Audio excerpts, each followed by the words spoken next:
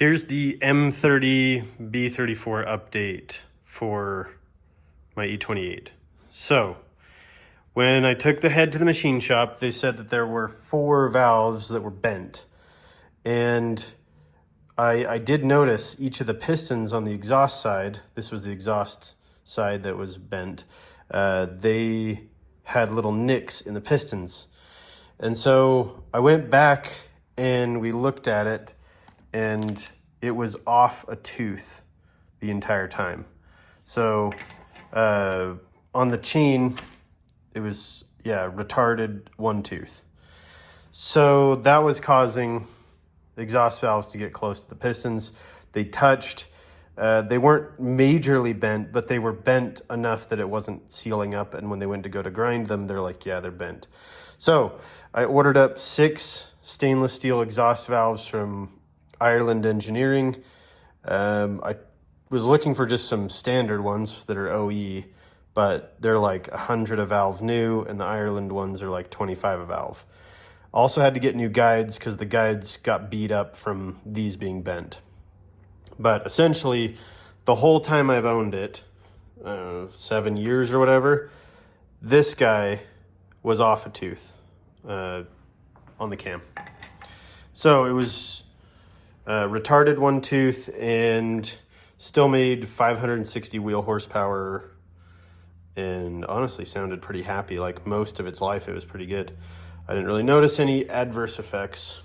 But also being that it's turbocharged, boost kind of makes up for a lot. You feel a lot of power regardless. So we're going with standard L-ring gasket and their gasket set. Just gonna throw everything back together. We've got the block O-ringed. I got some other video stuff on that. I've just been meticulously cleaning the block, purging out any contaminants that were in the oil galleys. I tried to keep those taped off when I did all the cutting, but just want to make sure that this thing is good to go. This is going to be my last iteration of this. I know I haven't really done much because it was pretty much a stock engine, but as far as the engine goes, we're just going to throw it back together with everything freshened up, and this is going to be it for the M30. After this, we're moving on to different engine platforms in the future, but this car will probably just keep this for a good long while.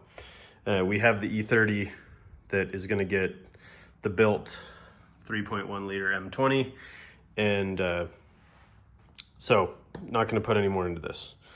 I did buy a B35 cam, and I've got another video segment. This whole video thing, I'm just going to start with the end with this, and then I'll show you all the other segments in between. This is just like a general update video on this entire project, so it might skip around, but if you care for this, there it is.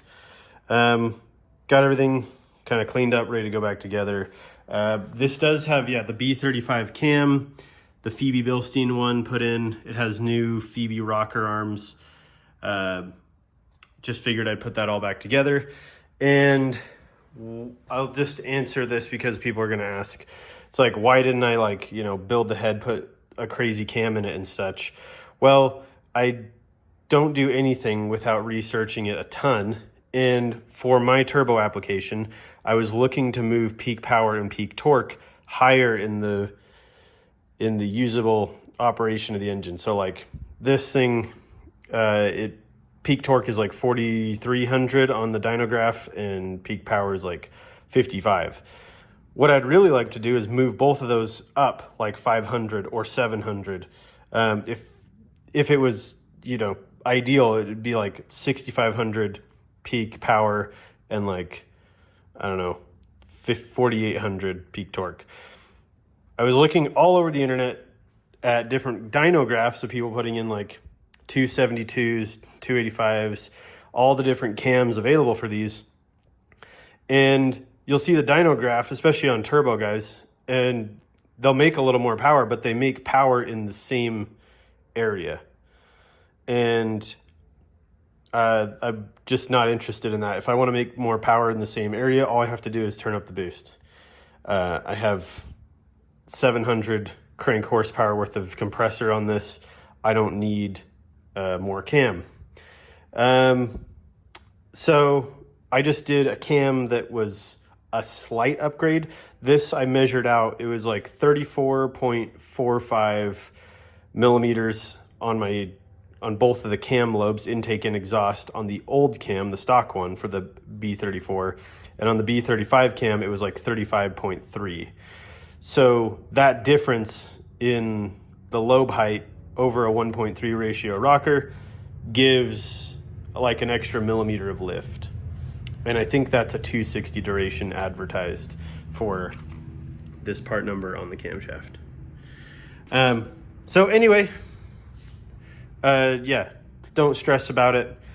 We're still gonna make a lot of power. I'd like to go back on the dyno and beat the micro record that I've claimed. Nobody has gone back and actually said anything or claimed something different, so just for fun I claim it. I don't really care if you actually made more power on a stock B34. Like, I'm talking stock, guys. Like, I know people have stock bottom ends that make like way more power, but like this has a stock cam, had a stock cam, 4 bent valves, retarded one tooth the entire time I owned it with dents in the pistons, and it made 560 wheel horsepower.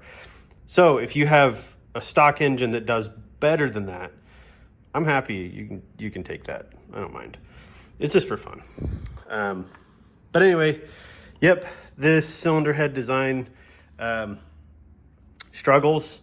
It has like a really hypercritical short turn radius on the intake, and so there's nothing that I can do without being a professional or lifting up the port with welding or doing some dramatic stuff to make the ports better. All I did was went in and unshrouded the valves.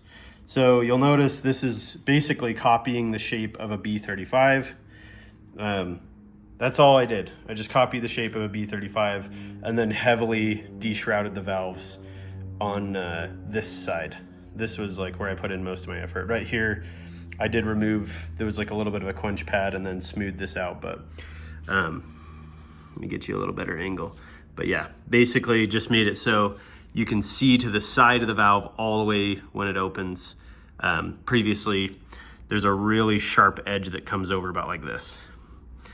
And I've got some friends that I talked to that have made really good power unshrouding valves.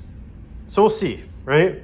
Like, this is all just for fun. This is a science project, so you don't need to worry about, you know, it being perfect or crazy. It's just for fun.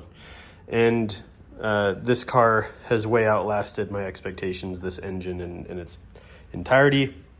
So we'll see. The whole point of doing a bigger cam or making changes, if that, was to get the peak torque moved higher so the stock connecting rods will live. If you had like a fully forged bottom end, you know, it's probably going to be totally fine to just keep making power there. But I guess we'll figure out how much power it'll make. I'm just going to take the boost out at peak torque and add it back in at peak power. So anyway, that is my Rambletron. If anyone cares about the E28 content, there it is. I'm going to throw this back together. I've actually got Bradley Savage Fabrication has got a different turbine for me to try out on the HE351. So that guy will be going out to him, get changed up and coming back. I'll be out of town for a while, and then when we get back, hopefully this will be put back together in time for cruising before cold weather. So anyway, if anyone cares to watch this, I hope you guys have a good one, and keep enjoying your classic BMW stuff.